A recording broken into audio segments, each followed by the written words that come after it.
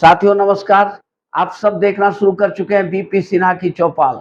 मित्रों, वो कहते हैं ना कि जो जितना ज्यादा चालाक बनता है वो उतना ज्यादा फंस जाता है। हमारे गांव देहात में कहावत है कि जो ज्यादा चालाक होता है उसे 3 जगह लग जाता है।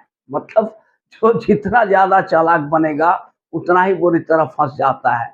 और कुछ ऐसा ही हाल दिल्ली के वर्तमान मुख्यमंत्री माननीय अरविंद केजरीवाल जी का हुआ। अपने आप को ये इतना शातिर, इतना चालाक, इतने बड़े कूटनीतिज्ञ और इतने बड़े राजनीतिज्ञ समझने लगे थे कि सामने वाले को ये कुछ समझते ही नहीं थे। कोई कितना भी पुराना नेता हो, कितने भी बड़े ओहदे पे हो, उसको ये कुछ नहीं समझते थे। बेइज्जत करना, अपमानित कर देना इनके बाएं हाथ का खेल था। ये समझते थे कि मेरा कोई कुछ नहीं बिगाड़ सकता है, मैं तो बहुत तेज हूँ जी, बहुत शातिर हूँ, बहुत पढ़ा लिखा हूँ।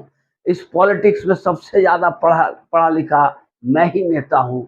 बाकी सब प्रधानमंत्री को ये चौथी पास राजा बोलते थे, अनपढ़ राजा बोलते थे, गृह मंत्री को तड़ी पार कहते थे।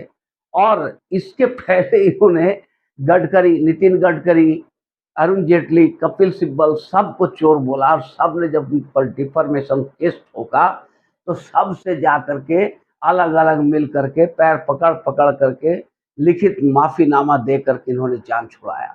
तो इनको ऐसा ही लगता था कि जो मर्जी में आएगा बोल दो, और जब वैसा मामला फंसने का आएगा तो फिर पैर पकड़ के माफी मांग लो, थूक कर चाट लो।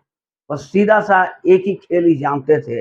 इनका शातिरपन इसी में था कि जब वैसा फंसने का नौबत आए तो माफी मांग लो। लेकिन मित्रों, शेर के सामने सवा शेर जब आ गया, शेर का सवा शेर हर जगह होता है, तो ये अपने आप को शेर कह मानते थे केजरीवाल जी। भगत सिंह की संतान है, हम किसी से डरते नहीं है, मोदी से नहीं डरते, अमित शाह से नहीं डरते, किसी से नहीं डरते हैं। पर ये शेर नहीं, ये चूहा का दिल इनके पास है और ये सबसे डरते हैं। तिहाड़ के नाम से तो इनकी रूह फना हो गई है।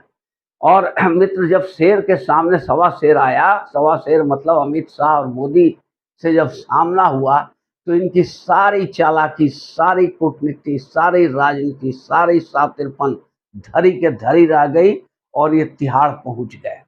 अब तिहाड़ पहुंचने के बाद इन्होंने खेल शुरू किया कि भाई तिहाड़ में तो किसी तरह निकल जाए। जब कोई उपाय इन्हें नहीं लग रहा है तो ये मुख्यमंत्री का कुर्सी पर जबरदस्ती पकड़ करके बैठे हुए हैं, दोनों हाथों से कुर्सी पकड़े हुए हैं। चाहे इन पर कितना भी प्रहार किया जा रहा है, ये कुर्सी छोड़ने के लिए तैयार ही नहीं है। ये इनको पता है कि जिस दिन मैंने कुर्सी छोड़ दी उस दिन दो कौड़ी का होकर रह जाऊंगा। शीश महल भी हाथ से निकलेगा, जिसे इतने लाड़ प्यार से इन्होंने बनाया था। जब कोरोना में पूरा देश मर रहा था, कोरोना में जब मोदी और अमित शाह कमर कस करके लड़ रहे थे, उस समय ये शख्स अपना शीश महल बनवा रहे थे 55 करोड़ रुपया जनता के पैसे से। 8-8 लाख का कमोड और 8-8 लाख के पर्दे लगा रहे थे। ये इनकी करनी थी। अब इन्होंने क्या किया कि जब जिन्हें पता लग गया कि अब जेल से नहीं निकल सकते हैं, जेल से निकलना बहुत मुश्किल है, तो फिर अपनी पत्नी को आगे बढ़ा दिया इन्होंने। अब पत्नी इनके सीट पर बैठ करके जनता को संबोधित करने लगी, प्रेस को संबोधित करने लगी और पत्नी को स्टार प्रचारक बनाया, नंबर 2 बना दिया कि नंबर 2 सुनीता केजरीवाल है। क्या योगदान है सुनीता केजरीवाल का? पार्टी के लिए उन्होंने करा क्या है? कुछ भी नहीं। सिर्फ अरविंद केजरीवाल की पत्नी है, इसलिए सुनीता केजरीवाल मुख्यमंत्री बन जाएंगी। तो जिस परिवारवाद के खिलाफ लड़ करके आप लोग यहाँ तक पहुंचे हो, वही परिवारवाद तो आप भी करना शुरू कर दिए। जो लालू यादव ने किया था वही कर्म तो आप भी कर रहे हो मिस्टर केजरीवाल, अपनी पत्नी सुनीता केजरीवाल को बना करके। अब रह गया सवाल कि ये तो केजरीवाल की मंशा थी कि हम सुनीता केजरीवाल नंबर 2 रहे और मुख्यमंत्री सुनीता केजरीवाल बन जाए तो सारा पावर, सारा अधिकार घर का घर में ही रह जाएगा और शीश महल भी बच जाएगा। पर पार्टी का क्या? पार्टी के नेता जो रात दिन मेहनत किए, रात दिन आपके एक एक इशारे पर न धूप देखा, न गर्मी सर्दी बरसात कुछ भी नहीं देखा, वो निकल पड़े जो रात दिन खटते रहे पार्टी के लिए। तो अब सिंपल सा एग्जांपल देख लो, संजय सिंह जैसे ही जेल से बाहर निकले, वो उसके पहले संजय सिंह के जेल से बाहर निकलने के पहले सुनीता केजरीवाल संभाले हुई थी मोर्चा, अरविंद केजरीवाल के सीट पर बैठकर संबोधित करती थी और प्रेस कॉन्फ्रेंस करना सब कुछ सुनीता केजरीवाल कर रही थी। लेकिन जैसे ही संजय सिंह जेल से बाहर आए, उन्होंने सारा मोर्चा अपने सारा लगाम अपने हाथों में ले लिया, सारा मोर्चा खुद संभाल लिया। प्रेस कॉन्फ्रेंस से लेकर धरना प्रदर्शन, विरोध प्रदर्शन, सब कुछ संजय सिंह सारा मोर्चा संभाल लिया, सब कुछ अपने हाथ में सारा लगाम ले लिया। अब ये बात जब केजरीवाल को पता चली तो उनका माथा ठनका। केजरीवाल बहुत घुटा हुआ राजनीतिज्ञ है, उन्हें समझ में आ गया कि संजय सिंह पूरी पार्टी पर कब्जा कर लेंगे तो फिर मेरा और मेरे परिवार का और शीश महल का क्या होगा, कुछ नहीं हो पाएगा। तो ऐसा सोच करके केजरीवाल ने घोषित तौर पर इनको, सुनीता केजरीवाल को आगे कर दिया, या स्टार प्रचारक भी बना देंगे। नंबर वन स्टार प्रचारक, number one Kejriwal, number two Sunita Kejriwal बना दिया। मतलब पार्टी में नंबर टू का पोजीशन सुनीता केजरीवाल को मिल गया। अब संजय सिंह को और भगवंत मान को, आतिशी मार्लेना को, सौरभ भारद्वाज को, इन नेताओं को ऐसा लगने लगा कि अभी तक हम केजरीवाल जी की चाकरी कर रहे थे, अब सुनीता केजरीवाल की चाकरी करेंगे। कल को उसके बाद इनके बच्चे, बेटा बेटी खड़ा हो जाएगा, फिर उसकी हाजिरी बजाओ। ये तो वही हुआ, ये पार्टी विद डिफरेंस कहाँ है? ये तो जो सारी पार्टियां करती है वही तो ये भी कर रहे हैं केजरीवाल। अब इसी बात पर बगावत हुई, अंदर खाने काफी हो हल्ला हुआ, हंगामा हुआ, बगावत हुई, पर केजरीवाल माने नहीं।